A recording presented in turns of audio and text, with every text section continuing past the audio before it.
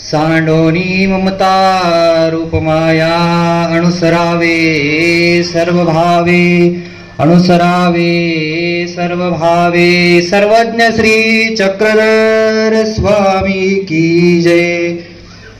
आजच्या या श्री दत्त जयंती महोत्सव तथा पंचावतार उपहार तसेच अनुसरण विधी सोहळा या कार्यक्रमासाठी उपस्थित असलेले या सभेचे सभाध्यक्ष अमरावती निवासी श्री बाबाजी तसेच या सभेचे सभाध्यक्ष रणाईचे श्री मोठे बाबाजी तसेच चुकला असेल तर माफ करा, या कार्याचे कार्याध्यक्ष श्री रणाई येथील मोठे बाबाजी तसेच आमच्या नाशिक जिल्ह्यातील भूषण असलेले परमपूजनीय आदरणीय श्रद्धेय महंत श्री चांदोरी निवासी श्री बाबाजी तसेच परमपूजनीय परम आदरणीय महंत श्री सुकेने निवासी श्री सुकेनेकर बाबाजी आणि जम्मूवरून आलेले माझे सन्मित्र म्हणण्यापेक्षा माझ्या ज्येष्ठ गुरुस्थानी असलेले ज्येष्ठ गुरुबंधू स्थानी असलेले श्री परमपूजनीय परम आदरणीय महंत श्री संतरास व्यास बाबाजी माणेकर आणि या कार्यक्रमासाठी उपस्थित असलेले जिल्ह्यातील माझे सर्व ज्येष्ठ श्रेष्ठ आणि गुरुजन यांना मी दंडवत प्रणाम करतो। दंडवत। खरं तर ज्याप्रमाणे आपल्याला कुठे गावाला जायचं असताना आपण एखाद्या ट्रेनचं किंवा एखाद्या बसचं रेल्वेचं तिकीट करतो, ते तिकीट केल्यानंतर आपल्याला त्या ट्रेनमध्ये बसून जायचं असतं आणि त्या ट्रेनमध्ये बसल्यानंतर बसायचं असतं, पण ती ट्रेन कधीच वेळेवर येत नाही। एखादी ट्रेन 2 तास लेट असते, 3 तास लेट असते किंवा 4 तास लेट असते। त्याप्रमाणे माझ्याही जीवनामध्ये 11 जानेवारी 2015 साली कैवल्यवासी उपाध्याय कुलाचार्य श्री मोठे बाबाजी यांचा विचार माळिका निरूपण सोहळा लालपाडी या गावात सुरू असताना माझे कैवल्यवासी श्री बाबाजी यांनी मला शब्द टाकला की किरण, या आपल्या जिल्ह्यामध्ये इतका मोठा सोहळा आहे आणि माझे ज्येष्ठ गुरुबंधू आताचे आमचे बाबाजी हिवरखेडकर बाबाजी यांचा पण संन्यास दीक्षा विधी तिथे संपन्न झाला। बाबाजींनी कैवल्यवासी बाबाजींनी मला शब्द टाकला की किरण, आता तू अनुसरावे अशी माझी इच्छा आहे। मी त्यावेळेस बाबांना होकार पण दिला, पण काही अनाधिकार माझे आडवे आले आणि मी 2-4 दिवसांनी बाबांना सांगितलं की बाबा, मी आता सध्या माझी काही तयारी नाही, मी आता सध्या काही अनुसरण घेऊ शकत नाही। त्यावेळेस बाबा मला काहीच बोलले नाही। बाबा मला म्हणाले, ठीक आहे, तुझी इच्छा आहे तर मी तुला आग्रह करणार नाही। पण बाबा मला त्यावेळेस म्हटले की मला माहित आहे आज तू अनुसरला नाही तरी उद्या अनुसरेल, परवा अनुसरेल, पण तू नक्कीच अनुसरणार आहे, तू अनिष्टी जाणार नाही असा माझा आशीर्वाद आहे। आज पण बाबांचे ते एक शब्द माझ्या कानामध्ये गुणगुणतात। बाबांनी जे प्रेम मला दिलं, जो जिव्हाळा, जे बाबांना लहानसं मोठं बाबांनी मला केलं, आज खरंच त्यांची उणीव भासत आहे। तसेच माझ्या गुरुमाऊली तपस्विनी सुशीला अक्का हिवरखेडकर यांनी मला लहानसं मोठं केलं, त्यांचेही मी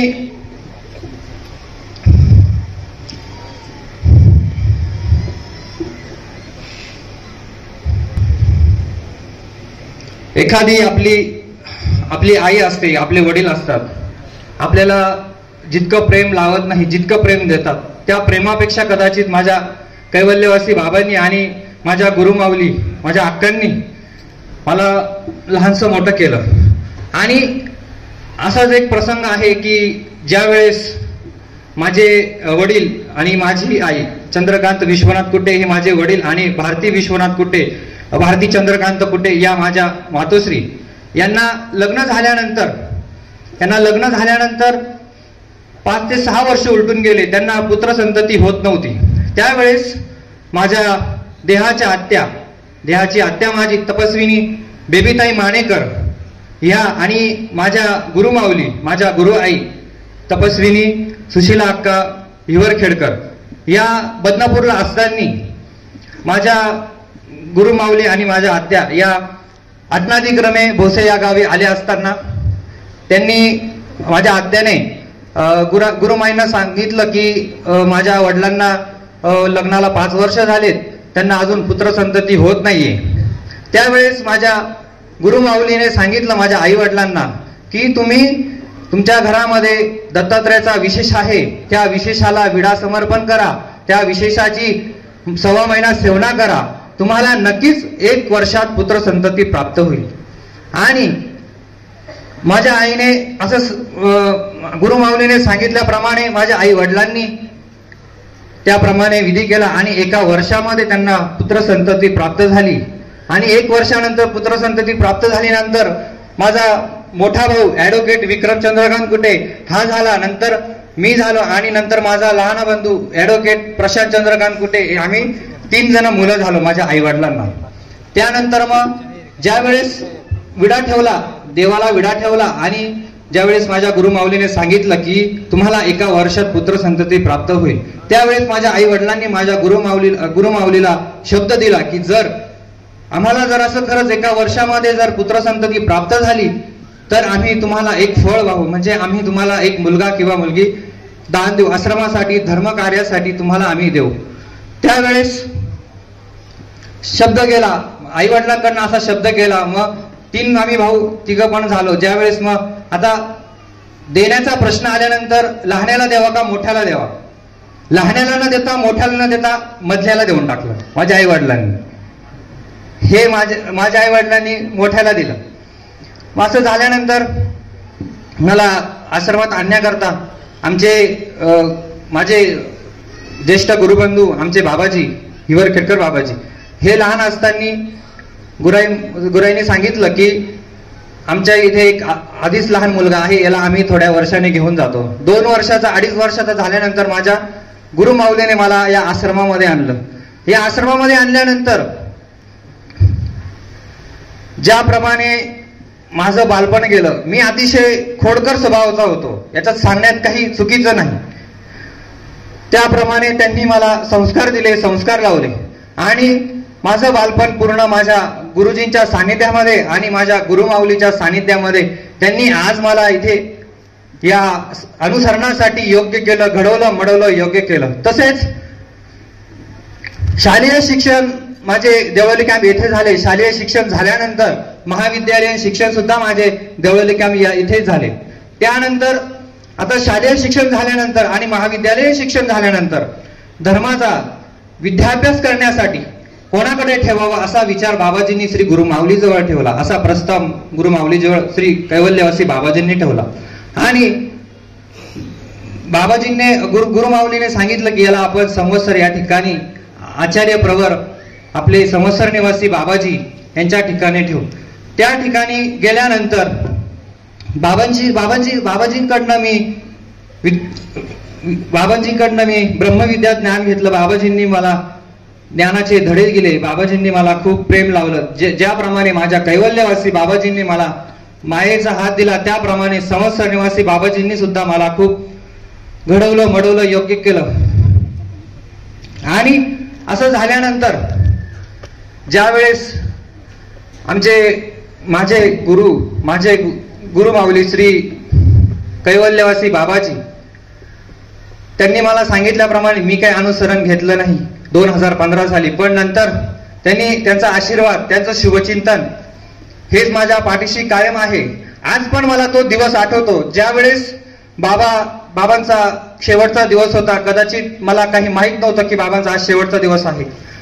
पण त्या दिवशी आमचे बाबाजी, ज्येष्ठ गुरुबंधू बाबाजी हे त्यांची परीक्षा सुरू असताना ते कॉलेजला गेले असताना कैवल्यवासी बाबाजींनी मला सांगितलं की किरण, आज मला आंघोळ करायची खूप इच्छा होत आहे, तर मला आज आंघोळ करायची आहे, तू तुझ्या हाताने मला आंघोळ घाल.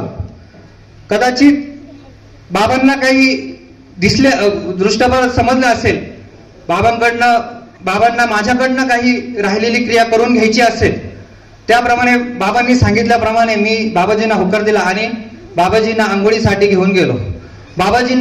बाबाजी आजारी असल्यामुळे त्यांचं शरीर इतकं स्थूल झालेलं होतं की 4-5 जण त्यांना उचलायला लागायचे. त्या दिवशी मी एकट्याने त्यांना उचललं आणि आंघोळीसाठी स्नानगृहामध्ये घेऊन गेलो. बाबाजींना उचललं, बाबाजींची मालिश केली, आंघोळ घातली, बाबाजींना चांगले वस्त्र नेसले. त्यावेळेस बाबाजींनी असा माझ्या चेहऱ्यावरून असा मायेचा हात फिरवला आणि सांगितलं, तू कुठे पण उभा राहा, तुला कुठल्याही गोष्टीची कमतरता पडणार नाही. आणि इतकं बोलले आणि मला सांगितलं की मला आता भूक लागलेली आहे, मला तू आता काहीतरी खायला घाल. त्यावेळेस बाबाजींना मी 2 चमचे पेज घातली आणि बाबाजींनी जे डोळे बंद केले, बाबाजींनी परत ते डोळे उघडलेच नाही. त्यानंतर 2 तासानंतर बाबाजी देवदर्शनास गेले.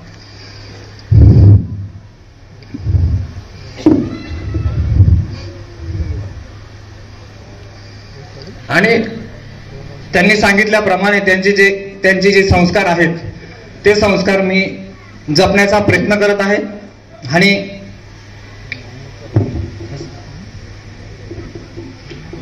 आणि आपण सर्वांना नम्र विनंती करतो की माझे अनुसरण सिद्धीस जावे, यासाठी सर्वज्ञ श्री चक्रधर स्वामी यांच्या आपल्या स्वामींजवळ प्रार्थना करा. दंडवत.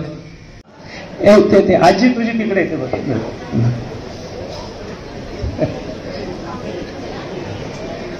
नाही सापडले कोणी तर आपले साधू संत आहेत, ते तुला घेऊन जातील. तुझी व्यवस्था लावू सगळी. या ठिकाणी धर्मकुमार